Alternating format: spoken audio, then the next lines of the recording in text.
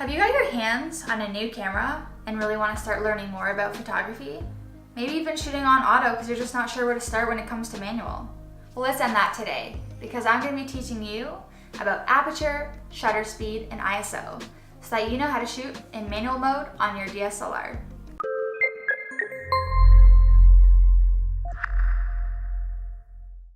Hi guys, I'm Chelsey.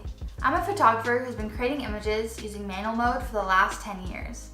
I'm going to share my knowledge with you so that you can shoot in manual to create even better photography.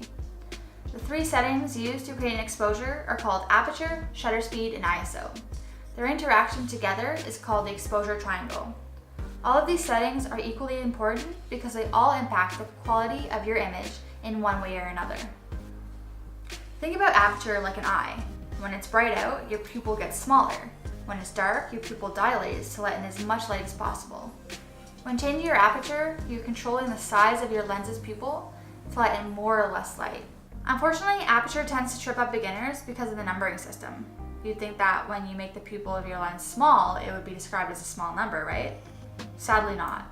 When you're shooting at f/16, the lens opening is most likely at its smallest, letting in a small amount of light.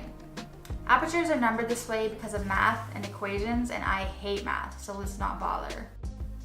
Aperture controls the quantity of light entering your camera. Maximum aperture, meaning the biggest opening for most lenses, is 1.8. The minimum aperture for most tends to be f/16. So a small number means bigger opening, meaning more light. A big number means smaller opening and less light. Additionally, aperture also determines the depth of field.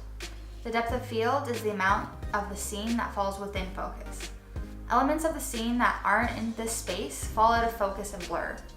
An image that has a wider aperture, like 2.8, creates a shallow depth of field which separates your subject from its surroundings. When shooting at a smaller aperture, like f8, you have a deeper depth of field, therefore more detail in the background. This effect is increased when using lenses of a longer focal length or by increasing the amount of distance between your subject and the background. So how do you decide which aperture is right for you? A good starting point is to think about what you're photographing in that moment. Are you photographing a portrait and want all the attention to be placed on that person? Then shoot a wider f-stop, a smaller number. If it's a landscape you're shooting and you want all the scene to be sharp, you want to shoot at a smaller aperture or the bigger number. Set your aperture first so you can get the depth of field you want, and then change your ISO and shutter around it to get the right exposure. Take a look at the photograph you have created and decide if you want more or less detail in the background. Let's take a look at what happens to a photo when we change our f-stop.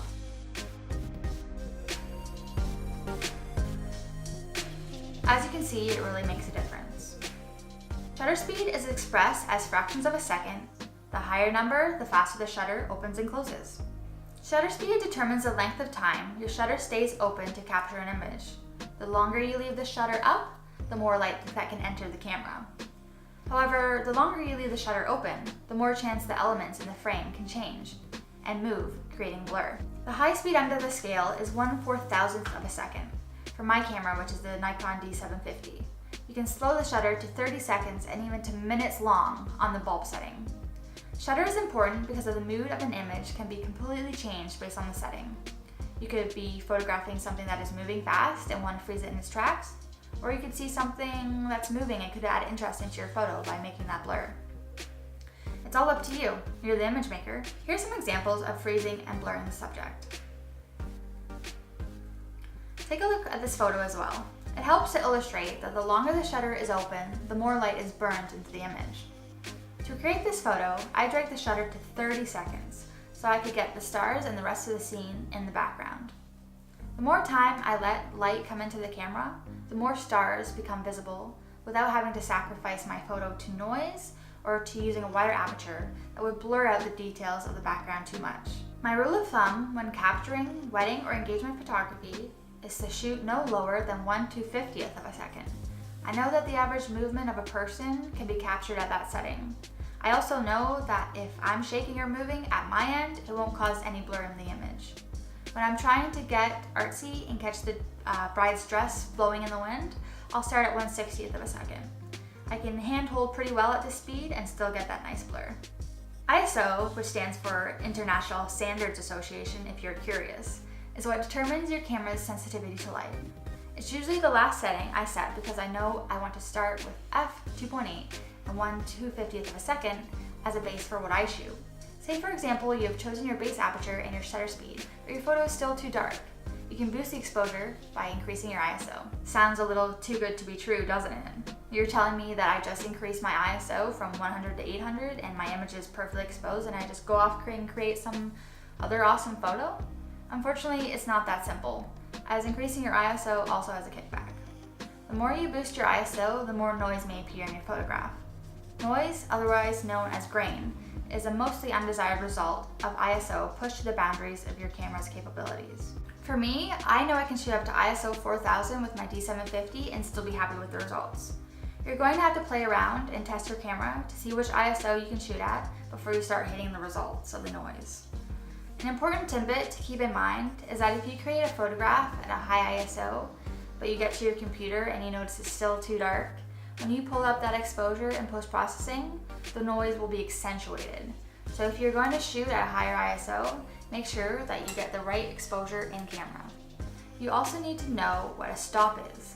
Adjusting by one stop means that you're either doubling or halving the amount of light based on if you're increasing or decreasing your settings. So for example, if I change my ISO from 400 to 800, I have added one stop and therefore doubled the light. Most cameras have a setting inside them that lets you choose adjustments of 1/3 of a stop or half of a stop. I'm going to be talking about adjustments of 1/3 of a stop as that's what I use. When your camera is set to increments of 1/3, every 3 changes equals 1 stop. So for example, I notice my photo is too bright and I want to change the shutter speed, I would click the shutter 3 times to know that I have half the amount of light. Adjust your exposure one stop at a time until you like what you're seeing. If it's looking good but you still think it could use a slight adjustment, change it by 1/3 or 1 click. You can also spread the clicks around to all of the settings. So I could put all my settings up by 1 and that would still equal 1 stop.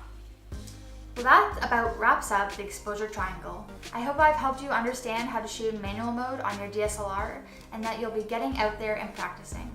If you've learned something in this video, give it a like or leave a comment if you have a question. Also, don't forget to subscribe. Thanks for watching. See you later.